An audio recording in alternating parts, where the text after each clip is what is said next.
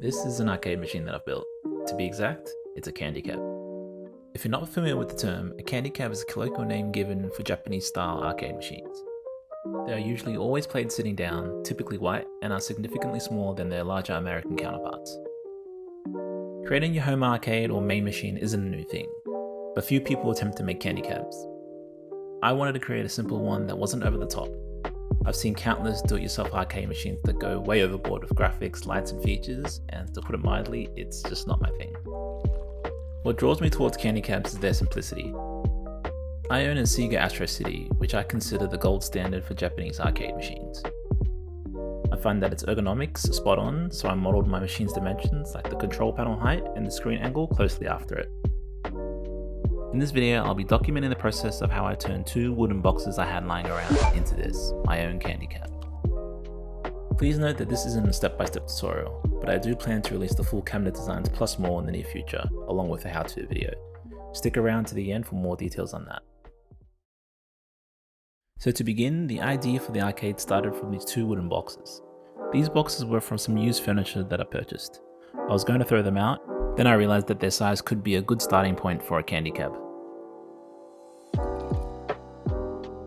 The first part that I had to cut was the main top section where the monitor is located.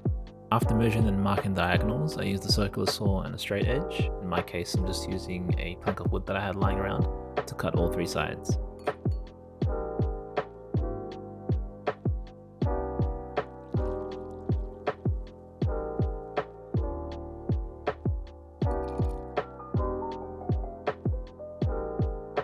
So here, just doing the same thing, but we're doing it on the top part of the cabinet.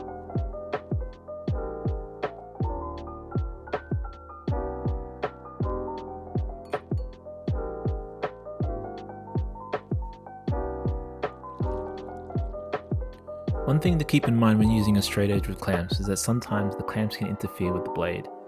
As you can see here, I'm only using clamps at one end because if I had another down there, it would prevent me from pushing the blade all the way through.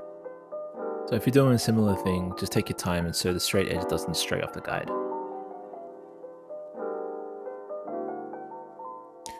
And now the top section is completed. After cutting the wood on all three sides, the remaining part easily comes off. I'm going to be cleaning off the dust, and then I'll begin mounting this on top of the other cube that I have. Now to connect both boxes together, I have to sand the top and bottom parts of each respective side, pretty much where they connect in the middle. I'm using PVA wood glue and screws to hold them together, so I'm just making sure that the surfaces are completely clean to give the best chance of adhesion.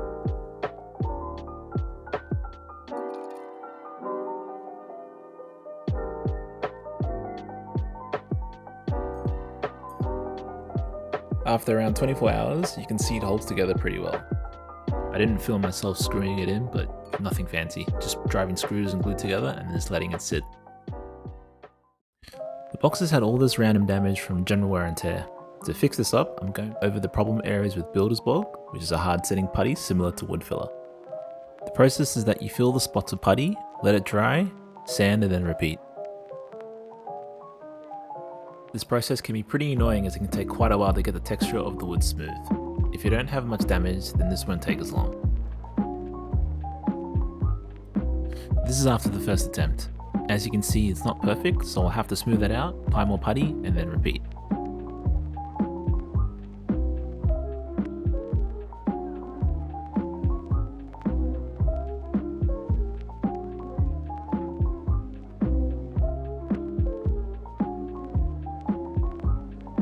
Okay, now here's the final result.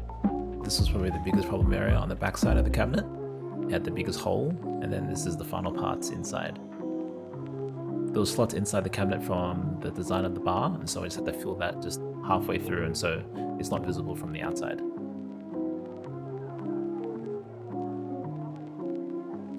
For the control panel, I'm using a combination of MDF and then a custom cut aluminum top panel for the buttons. I'm making the control panel a separate unit, mainly because it was just easier to do. The idea is that it would just slide into the main cabinet that you previously saw. What I've done here is that I've traced the control panel onto the MDF and then jeweled it out using a Forstner bit. The aluminum top panel I designed in CAD software and then got it cut at a local manufacturing place.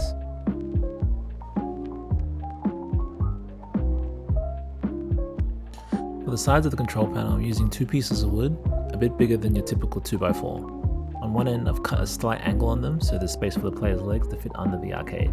I've just put it together with wood glue and brackets.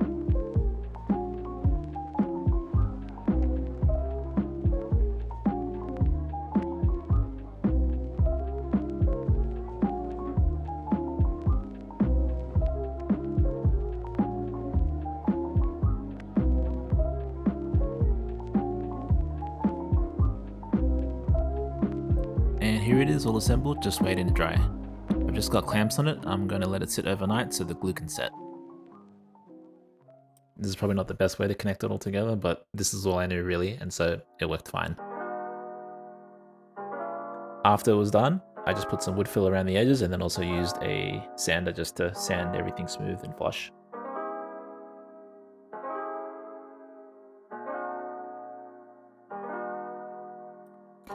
Now I'm doing a dry test fit to ensure that all my measurements and cuts so far for the control panel are correct. The key thing that I'm confirming is that there's enough room underneath the player's legs to fit comfortably while in use. As you can see, so far it all works pretty well.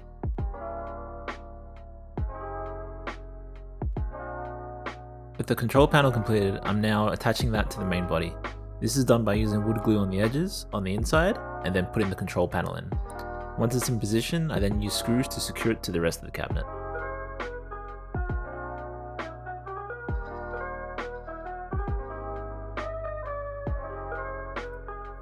For the rest of the back section, I'm using spare pieces of wood that I've created to act like a stopper for the back panels. This will allow me to put the back section in using magnets. The doors have small magnets glued into them, and then when inserted into the cabinet, it should stick functioning like a door.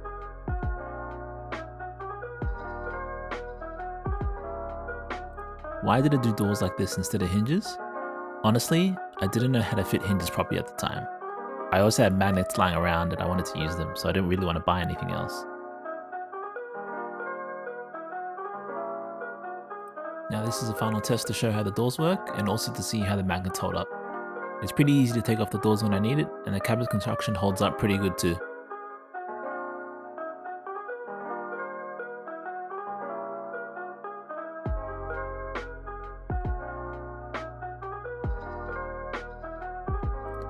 And this is just another showcase of the back part of the cabinet.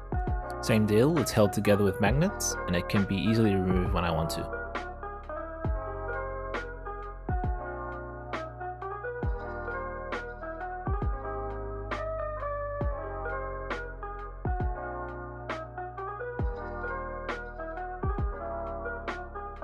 To hold the monitor in place, I'm using a piece of MDF, and that's been cut to the width of the internal measurements of the cabinet. I then drill 4 holes to match the VESA mount point of the monitor, then hold it all in place with bolts. I'll then be using simple brackets to mount it inside the arcade cabinet.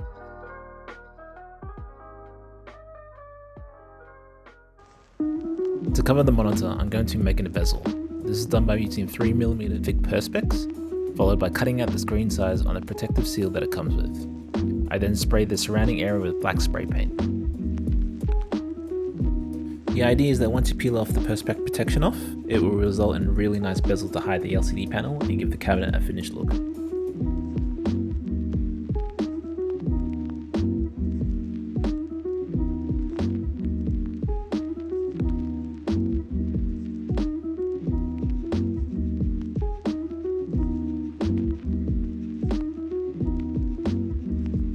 To mount the perspex into the cabinet, all I'm doing is pressure fitting it directly onto the monitor.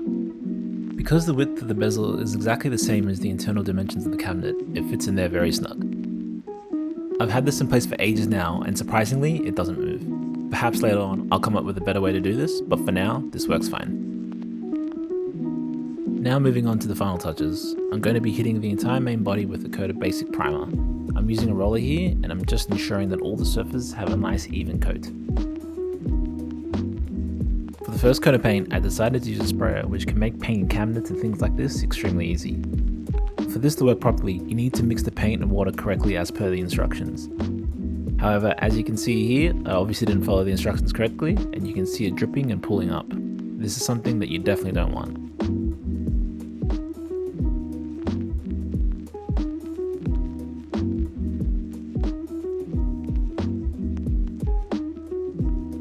Once the first coat dried, I switched back to using rollers to fix it up.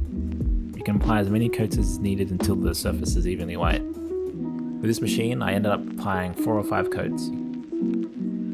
My advice for painting is to take your time. After making a few of these, this is easily the most annoying part of making an arcade, for me anyway. Take your time, let it dry, and apply lots of good quality coats to get the best results. It's worth it in the end.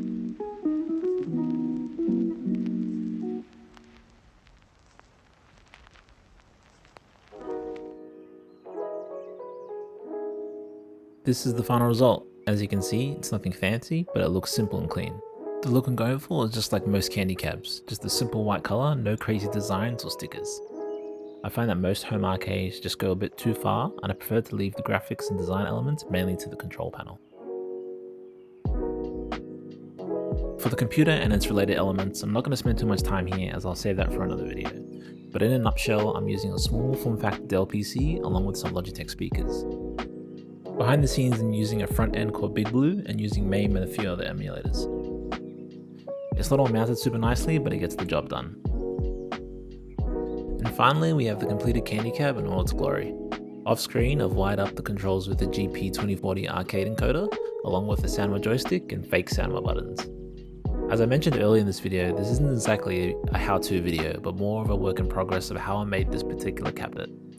After making this, I sort of went back to the drawing board and thought about how I could make this completely from scratch. Because in this instance, I just used 2 random cubes. This wouldn't work for everyone else. The idea behind the next project is to show how to make a candy cab like this with minimal woodworking skills, no CNC machines, and simple tools. I've spent a lot of time tweaking the design to make sure that no matter your skill level, you'll be able to give this a shot. When I built these cabinets, it was my first attempt at any sort of project. Most guides out there will assume some form of woodworking experience and expensive tools, which can be intimidating and hard to get into. I want to simplify that a bit.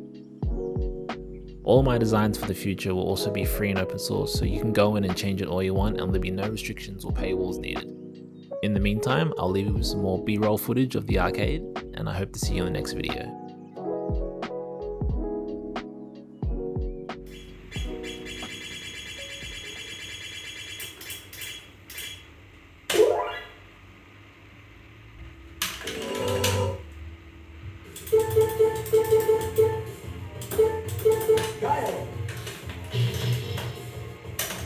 Round 1, fight!